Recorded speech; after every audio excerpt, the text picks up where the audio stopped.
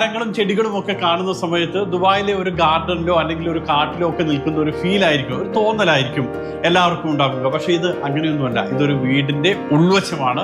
ആ വീട്ടിനുള്ളിലെ ഹോളാണ് ഇത്.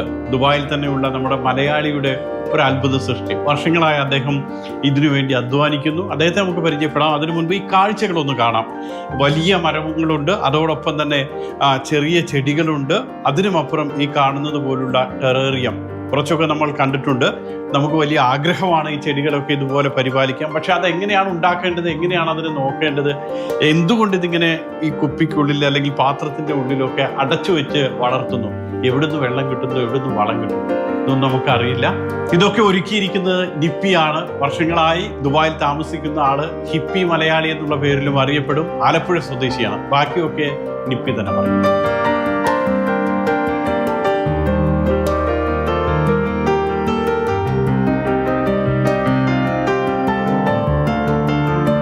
ഇതാണ് ഈ ചെടികളുടെയൊക്കെ സൃഷ്ടാവ് നിപ്പി. നിപ്പിയെ കാണുമ്പോൾ തന്നെ നമുക്ക് നിപ്പി ചെടികളിലേക്ക് വരുന്നതിന് മുൻപ് മുടിയും ഒരു ചെടി പോലെയാണല്ലോ. എന്താണ് ഇതിന്റെ പ്രത്യേകത? ഒന്നുമില്ല, ഞാൻ ഒരു 10-15 വർഷമായിട്ട് മുടി വളർത്തുന്നുണ്ട് കേട്ടോ. ഇടയ്ക്കൊക്കെ ഇങ്ങനെ ട്രിം ചെയ്ത് കളയും, അത്രേ ഉള്ളൂ. അങ്ങനെ പ്രത്യേകിച്ച് വലിയ റീസൺ ഒന്നും അല്ല. ഇതെന്റെ ഒരു ഐഡന്റിറ്റി ആണെന്ന് വേണമെങ്കിൽ പറയാം.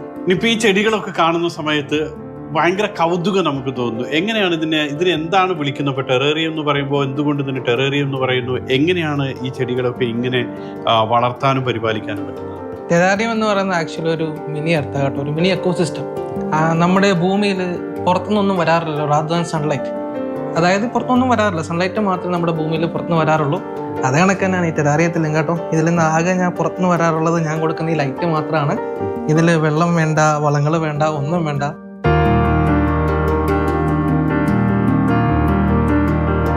ഇതൊരു ചില്ലുകുപ്പിയാണ്. ഇതിനകത്ത് എന്തൊക്കെ ഉണ്ട്, എന്താണ് ഇതിന്റെ പ്രത്യേകത, എങ്ങനെയാണ് ഇതിനെ വളർത്തുന്നത്? ഇതിന്റെ പ്രോസസ് ആക്ച്വലി ഒരു സിമ്പിൾ അല്ല കേട്ടോ. ആദ്യം ആക്ച്വലി നമുക്ക് വേണ്ട ഒരു ഡ്രൈനേജ് ലെയർ. ഇതിൽ കണ്ടില്ലേ, ഇതിൽ കുറെ സ്റ്റോൺസ് ഇട്ട് വെച്ചിരിക്കുന്നത്. ഇതൊരു ഡ്രൈനേജ് ലെയർ കേട്ടോ. അതായത് നമ്മുടെ മണ്ണിൽ വെള്ളം കൂടി നിൽക്കുവാണെങ്കിൽ നമ്മുടെ ചെടികൾ അഴുകി പോകാൻ ചാൻസ് ഉണ്ട്. അതുകൊണ്ട് ഈ വെള്ളം എല്ലാം എക്സ്ട്രാ വരുന്നില്ല, ഡ്രൈനേജ് ലെയറിൽ പോയി കിടക്കും. പിന്നെ നമുക്ക് എല്ലാവർക്കും അറിയാം, നമ്മളൊരു കുപ്പി അടച്ചു വെച്ച് കഴിഞ്ഞാൽ ഒരു ബാഡ് സ്മെൽ ഉണ്ടാകാറില്ല. നമ്മൾ സാധാരണ വെള്ളം കുടിക്കുന്ന കുപ്പി അടച്ചു വെച്ചാൽ ഒരു ബാഡ് സ്മെൽ ഉണ്ടാകാറില്ലേ? അതുകൊണ്ട് നമ്മുടെ റൂമുകൾ അടച്ചു വെച്ചാലും ബാഡ് സ്മെൽ ഉണ്ടാകാറുണ്ട്. അത് കില്ല് ചെയ്യാൻ വേണ്ടിയിട്ട് ഞാൻ ആക്ടിവേറ്റഡ് ചാർക്കോൾ ഇടാറുണ്ട് കേട്ടോ. അതായത് ഈ ബാഡ് സ്മെൽ എന്ന് പറയുന്നത് ടോക്സിൻസ് ആണ്. ടോക്സിൻസ് ഉണ്ടെങ്കിൽ ചെടികളെല്ലാം നശിച്ചു പോകും. അപ്പോൾ ഇതിൻ്റെ ഒരു പ്രോസസ്സ് എന്ന് പറയുന്നത് വെറുതെ ഒരു കുപ്പിക്കകത്ത് നമ്മൾ ചെടികൾ വെക്കുക എന്നുള്ളതല്ല. വി ആർ മേക്കിംഗ് ലൈക്കിനോ ഒരു പ്യൂർ ഒരു എക്കോസിസ്റ്റം നമ്മളൊരു കുപ്പിയിൽ ബിൽഡ് ചെയ്യണം. അതുകൂടാതെ ഇതിനകത്ത് ചെറിയ ജീവികളുണ്ട് കേട്ടോ.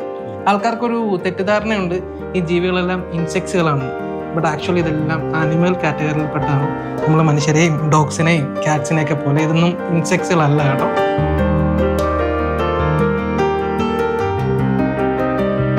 ഇതിൽ ഒരു ഡ്രൈനേജ് ലെയർ ഉണ്ട് ആദ്യം. അത് പെബിൾസോ സ്റ്റോൺസോ കട്ടികളോ എന്ത് വേണമെങ്കിലും നമുക്ക് അതിലേക്ക് ഇടാം. ഈ ഡ്രൈനേജ് ലെയർ ചെയ്യുന്നത് എന്താണെന്ന് വെച്ചാൽ, നമ്മൾ ഇതിന് ശേഷം ടെറാറിയത്തിൽ മണ്ണിടുമല്ലോ. അപ്പോൾ ആ മണ്ണിൽ വെള്ളം കൂടുതലുണ്ടെങ്കിൽ നമ്മുടെ ചെടികളുടെ വേരുകൾ അഴുകി പോകാൻ ചാൻസ് ഉണ്ട്. അതിനുശേഷം ഞാൻ ഈ ഡ്രൈനേജ് ലെയറിനെയും മണ്ണിനെയും തമ്മിൽ സെപ്പറേറ്റ് ആക്കാനായിട്ട് ഒരു മെഷ് നെറ്റ് ഇടും അതിൽ, അല്ലെങ്കിൽ രണ്ടും കൂടെ മിക്സായി പോകും. അതിനുശേഷമാണ് ഞാൻ ഒരു ലെയർ ആക്ടിവേറ്റഡ് ചാർക്കോൾ ഇടുക എന്ന് പറയുന്നത്. അതായത് ഈ ആക്ടിവേറ്റഡ് ചാർക്കോളാണ് ഇതിലുള്ള ടോക്സിൻസ് ഒക്കെ കില്ല് ചെയ്യുന്നത്. അതിനുശേഷമാണ് ഞാൻ എൻ്റെ സോയിൽ ഇടുന്നത് കേട്ടോ. സോയിൽ എന്ന് പറയുന്നത് ഒരു 7.5 pH ഉള്ള ഒരു സോയിലാണ് ഞാൻ സാധാരണ യൂസ് ചെയ്യാറ്. പിന്നെ ഇതിൽ നിങ്ങൾക്ക് ഡ്രിഫ്റ്റ് വുഡുകൾ കാണാം. അതായത് വെറുതെ ഒരു വുഡ് എടുത്ത് നമ്മൾ വെക്കാൻ പാടില്ല, ഡ്രിഫ്റ്റ് വുഡുകൾ ട്രീറ്റ് ചെയ്യണം. ഞാനൊരു 45 മിനിറ്റ്സോളം ഉപ്പ് വെള്ളത്തിൽ ബോയിൽ ചെയ്തതിന് ശേഷം ഒരു ദിവസം സൺഡ്രൈഡ് ചെയ്തെടുക്കുന്ന ഡ്രിഫ്റ്റ് വുഡുകളാണ് കേട്ടോ അതിൽ വെക്കുന്നത്. ഇതിൽ കുറച്ച് ചെടികളുണ്ട്, നിങ്ങൾ നോക്കി കഴിഞ്ഞാൽ കാണാം.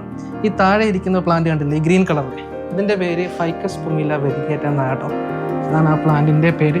ഈ റെഡ് കളറിലെ പ്ലാന്റ് ഉണ്ട്, ഇത് മോസ്റ്റ്ലി എല്ലായിടത്തും അവൈലബിൾ ആണ്. ഇതിൻ്റെ പേര് ഫിറ്റോണിയ എന്നാണ് കേട്ടോ.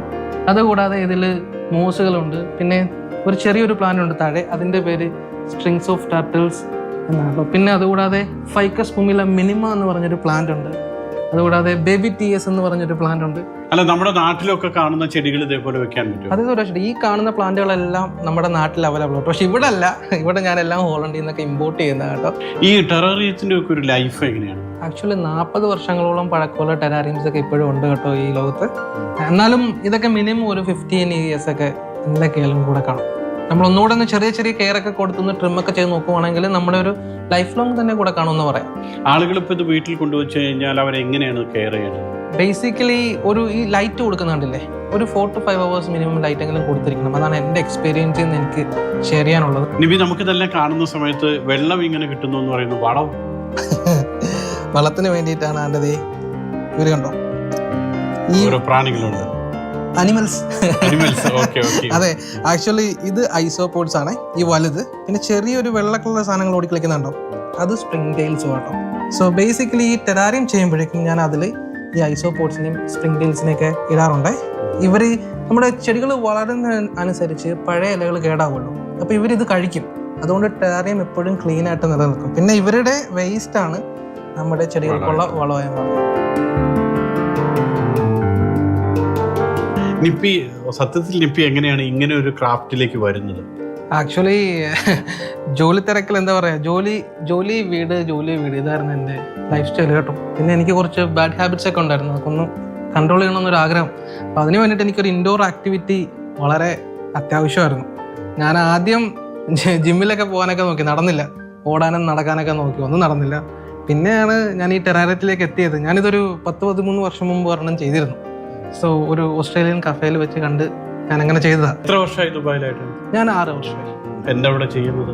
ഞാനൊരു എമിറാത്തി കമ്പനിയിലാണ് വർക്ക് ചെയ്യുന്നത്. ഹൽഗീത്ത് എന്ന് പറയും, കമ്പനിയുടെ മാനേജ്മെന്റിലാണ് ആക്ച്വലി വർക്ക് ചെയ്യുന്നത്. ഫാമിലി? ആക്ച്വലി എൻ്റെ ഫിയാൻസി ഉണ്ട് കൂടെ. ഞങ്ങൾ മാരീഡ് അല്ല, ഞങ്ങൾ കല്യാണം കഴിച്ചിട്ടില്ല. പക്ഷെ ഞങ്ങളുടെ ഫാമിലിക്ക് എല്ലാവർക്കും അറിയാം.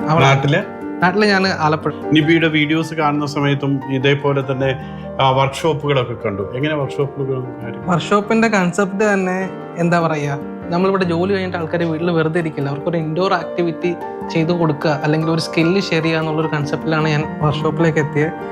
എന്താ പറയുക, നല്ല രീതിയിൽ പോകുന്നത്. ഞാനിപ്പോൾ എപ്പോൾ വർക്ക്ഷോപ്പും ഫുള്ളാണ്. ആക്ച്വലി ഒരു തവണ വർക്ക്ഷോപ്പ് അറ്റൻഡ് ചെയ്ത് കഴിഞ്ഞാൽ ആരായാലും നിങ്ങൾക്ക് തനിയെ നിങ്ങളുടെ ലൈഫിലും ഒരു അറേഞ്ച് ചെയ്യാനായിട്ട്. ഈ ലൈറ്റുകളൊക്കെ ഇങ്ങനെ വെച്ചിരിക്കുന്ന ഭംഗിക്ക് വേണ്ടിയിട്ടാണോ അതോ മറ്റെന്തെങ്കിലും കാരണമുണ്ടോ?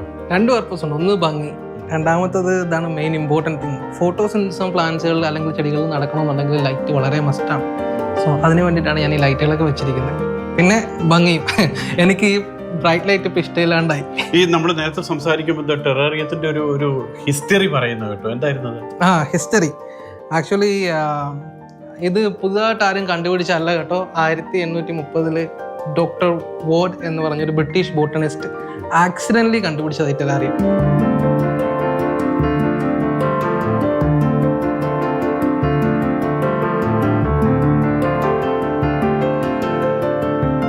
ഗൾഫിലുള്ള നമുക്ക്, അല്ലെങ്കിൽ ഇനി നാട്ടിലുള്ളവരാണെങ്കിലും ശരി, പലപ്പോഴും ദൂരയാത്ര പോകുന്ന സമയത്ത് അല്ലെങ്കിൽ ഗൾഫിൽ നിന്നും അവധിക്ക് പോകുന്ന സമയത്ത് വീട്ടിലെ ചെടികൾ അതെങ്ങനെ പരിപാലിക്കും എന്നുള്ളൊരു ആശങ്ക പലപ്പോഴും ഉണ്ടാകും. വെള്ളം ആരൊഴിക്കും, അല്ലെങ്കിൽ അത് ഉണങ്ങാതെ ആര് നോക്കും എന്നൊക്കെ ഉള്ളത്. പക്ഷേ ഇങ്ങനെ നമ്മളൊരു ടെറാറിയത്തിലാണ് ഇതൊക്കെ ഉണ്ടാക്കിയിട്ടുള്ളതെങ്കിൽ ഒരിക്കലും നമുക്കത് പേടിക്കാനില്ല, അല്ലേ? അതെ. അതുകൊണ്ട് എല്ലാവർക്കും പരീക്ഷിക്കാവുന്നതാണ്, ചെടികൾ ഇഷ്ടപ്പെടുന്നവർക്കൊക്കെ. ആർക്ക് വേണമെങ്കിലും, ഇഷ്ടപ്പെടാത്തവർക്കും ചെയ്യാം കേട്ടോ.